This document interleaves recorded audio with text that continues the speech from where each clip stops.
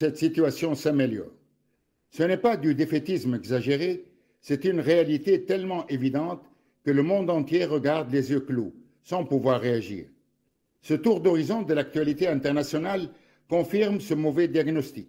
À Gaza, la famine qui se propage à une vitesse incontrôlable fait partie d'une extermination coordonnée de 2 millions de Palestiniens qui ont la chance d'être encore en vie.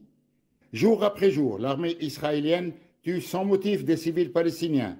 Jour après jour, les Palestiniens se démènent pour trouver à manger et à boire à leurs enfants, qui s'endorment affamés, qui se réveillent affamés en criant pour avoir à manger. Le secrétaire général de l'ONU appelle les États membres à se réveiller de leur torpeur. Les ONG ne cessent de dénoncer le génocide. Les puissances, ils ont trouvé le temps d'y penser, dénoncent sans agir ou réagir. Mais jusqu'à quand faut-il accepter l'inacceptable?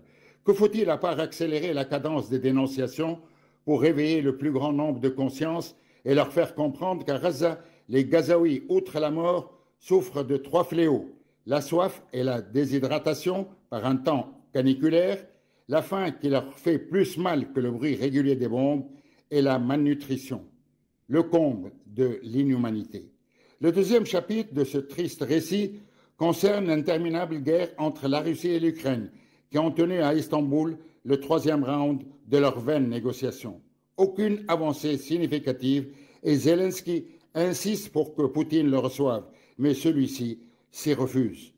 La 3e guerre qui empoisonne l'atmosphère est d'ordre commercial. L'Union européenne, qui est sous la menace de surtaxes douanières imposées par Trump et qui commence le 1er août, se tourne maintenant vers la Chine pour tenter de sauver les meubles.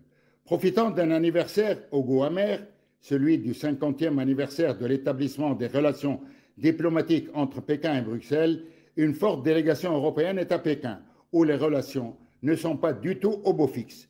Pour l'Union européenne, la Chine est de moins en moins un partenaire et de plus en plus un compétiteur.